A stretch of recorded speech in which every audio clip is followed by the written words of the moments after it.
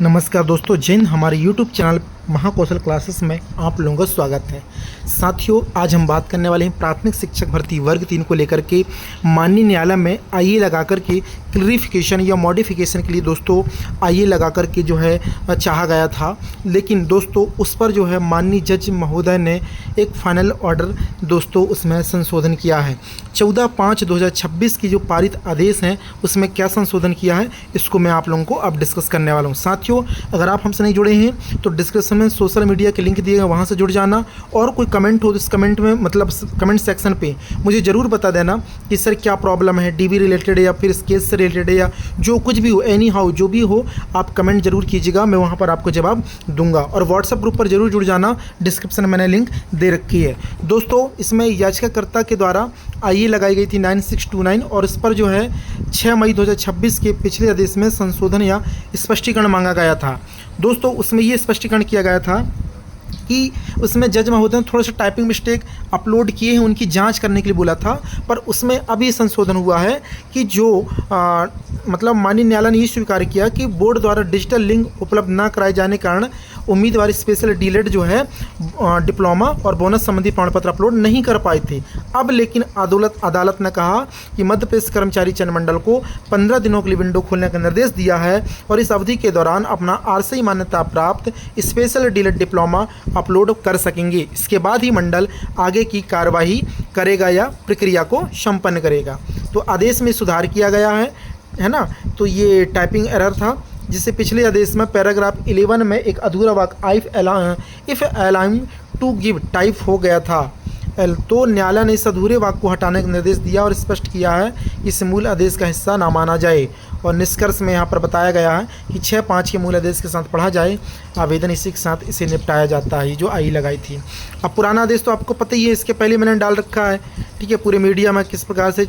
अच्छा, एक खास बात और है कि जो आरसी वाले उम्मीदवार हैं जो फर्जी तरीके से यस टिक किए तो वो तो पूरे का पूरा निरस्त, उनका आवेदन ही निरस्त किया जाए ये बोल दिया गया। तो वो बिल्कुल मेरिट लिस्ट से लगभग 14,900 समथिंग में एवरेज से 15,000 मान के चलता हूँ, ये पूरे के पूरे इनको वहाँ से हटा दिया जाएगा मेरिट लिस्ट से 15,000 लोगों को। तो सभी की परसेंटाइल में बिल्कुल माइनर बदलाव आएगा, ठीक है, मेजर तो नहीं बोलूँगा, माइनर बदलाव जरूर आएगा। सबकी परसेंटाइल चेंज होंगी और सभी के रैंक भी चेंज होगी दोस्तों।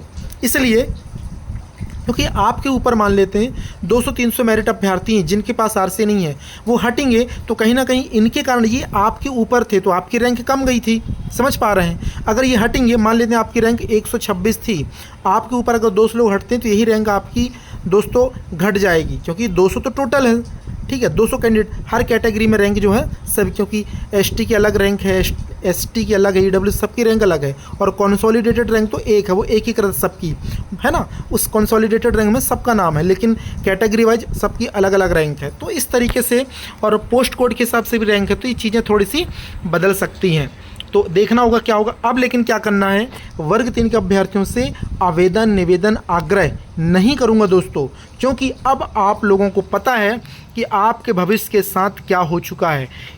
आपको पता होना चाहिए कि वर्ग 3 के रिजल्ट को देख करके जितना खुशी मना रहे थे, मिठाई बांट रहे थे ना, वो सब का काम खत्म हो चुका दोस्तों, वो रिजल्ट ही निरस्त हो गया। अब हाई कोर्ट ने बोला कि दोबारा रिजल्ट जारी करेंगे, तो आप कितना ही आप जो है मिठाई बांटे हों या बांटना चाहते हो वो कोई काम करेंगे, क्योंकि रिजल्ट दोबारा आना है। तो ये बात क्लियर हो गई है। अब आपके भविष्य का सवाल है, 12,970 जो याचिका थी उसने पूरा उलट फेर कर दिया है वर्ग 3 के चयनित अभ्यर्थियों को। बिल्कुल 13,000 अभ्यर्थियों का भविष्य खतरे में है, चूँकि टाइम टेकिंग प्रोसेस भी हो चुकी है। अब आप लोगों को हमने कितनी बार भोपाल बुलाया कि हम मांग करनी है, डीवी स्टार्ट करना है, बहुत सारे अभ्यर्थी पहुँचे भी, बहुत सारे तो नहीं बोलूँगा, कुछ गिने चुने चुनिंदा 4-6 लोग आते थे, बाकी कोई नहीं आता था। अब घर बैठे मैसेज कर रहे हैं, सर बताइए क्या हमारा रिजल्ट बदल जाएगा, हमारा सिलेक्शन लिस्ट में नाम था, क्या हमारा नाम नहीं आएगा। तो ये सब सवालों का कोई जवाब नहीं है, बिल्कुल निश्चित तौर पर रिजल्ट बदलेगा सभी अभ्यर्थियों का। तो इस चीज़ को लेकर के सवाल ना करें, इससे बेहतर ये होगा कि आप भोपाल पहुँचें, ईएसबी जाएँ, डीपीआई जाएँ, ईएसबी जाना जरूरी है, क्योंकि ईएसबी को डायरेक्शन दिया गया है कि आप 15 दिनों के लिए पोर्टल लिंक यानी विंडो ओपन करें और आप वहां पर आरसी वाला डिप्लोमा को अपलोड कराएं। तो आप जितना जल्दी दबाव बनाकर ईएसबी को बोलेंगे कि आप डिप्लोमा अपलोड करा करके जल्द से जल्द जो है दोस्तों रिजल्ट जारी करवाएं। ये सारा काम ऑनगोइंग फटाफट हो जाएगा। ईएसबी के सॉफ्टवेयर में सारी चीज़ ओके है, लेकिन ये तब होगा जब आप प्रयास करेंगे। हालांकि वर्ग 3 के अभ्यर्थी है ना मुझे मैसेज किए थे सर कि 25 मई को वो भोपाल जा रहे हैं, तो बिल्कुल आप सहयोग करें, सपोर्ट करें 25 तारीख के लिए। इसके पहले भी कुछ अभ्यर्थी 20 तारीख को जाने के लिए कह रहे हैं, तो बिल्कुल आप 20 मई को भी जा सकते हैं, 25 को भी जा सकते हैं। जाइए, आप एकजुट होइए, बार बार जाइए, प्रयास कीजिए, जल्द से जल्द विंडो ओपन हो और स्पेशल डीलेड वालों का जो डिप्लोमा होना है या जो आरसी रिलेटेड सर्टिफिकेट है वो अपलोड होना चाहिए। और अपलोड होने के बाद जल्द से जल्द मेरिट रिवाइज करके फाइनल जो रिजल्ट है वो जारी करके और उस मेरिट लिस्ट को डीपीआई को प्रेषित करवाना होगा। तब जाकर के आपकी प्रोसेस प्रक्रिया जल्द से जल्द होगी। दोस्तों आज 15 मई है, इस मई में 15 दिन बचे हुए हैं। 15 दिन तो हो सकता है विभाग इन चीज़ों को जानने समझने में, पोर्टल ओपन करने में लगा दे, लेकिन दोस्तों 1 जून से दोस्तों देखो आपको ये बात समझानी होगी विभाग को कुछ भी सब कुछ सॉफ्टवेयर उसके पास लिंक होना भी कोई बड़ी बात नहीं है दोस्तों।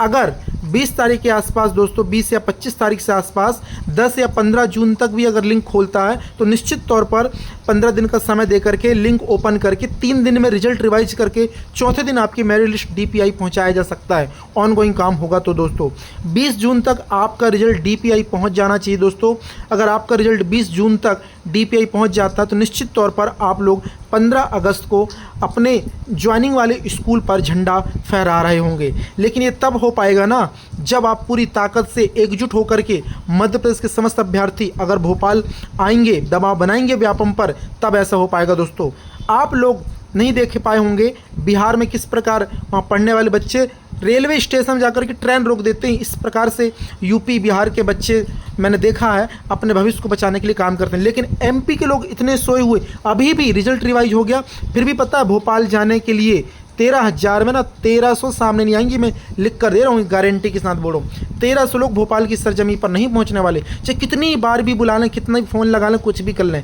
नहीं आएंगे। मालूम है इनको सबको चाहिए एकदम सीधा सिलेक्शन, घर बैठे, मतलब कुछ नहीं करना, ना भोपाल जाना, ना कुछ ट्विटर में ट्वीट करना, कुछ भी नहीं, बस इनको सीधा सीधा जॉब चाहिए, बस इसके अलावा कुछ भी नहीं। तो जॉब तो आसानी से नहीं मिलने वाली, ये भूल जाना। और 2027 लग जाएगी तभी जॉब मिलेगी, ये भी याद रखना अगर आप कुछ नहीं किए घर बैठेंगे तो। और इस तरीके से कोर्ट केस मामले चल रहे हैं, ऐसे में दोस्तों भर्ती निरस्त भी हो जाती है, आपने देखा है। पर आई होप वर्ग 3 भर्ती निरस्त नहीं होगी। कोर्ट ने साफ साफ ऑर्डर दे दिया है संशोधन करने का, तो रिजल्ट निश्चित तौर पर संशोधन होगा। इसके लिए आप भोपाल आइए। कुछ अभ्यर्थी 20 को जा रहे हैं और कुछ अभ्यर्थी 25 को जा रहे हैं, तो आप इनको सपोर्ट करें, जाएं और व्यापम पर कोर्ट ऑर्डर के अनुसार पालन करने के लिए जल्द से जल्द दबाव बनाने का प्रयास करें। इसी प्रकार से प्रत्येक अपडेट पाने के लिए महाकौशल यूट्यूब चैनल को सब्सक्राइब जरूर कर लेना। मिलते हैं एक नए अपडेट के साथ एक नए वीडियो में। और जो भी डाउट हो कमेंट सेक्शन पे कमेंट कीजिएगा। डिस्क्रिप्शन में सोशल मीडिया के लिंक दिए गए हैं, वहाँ से ज़रूर जुड़ जाना है। जय हिंद।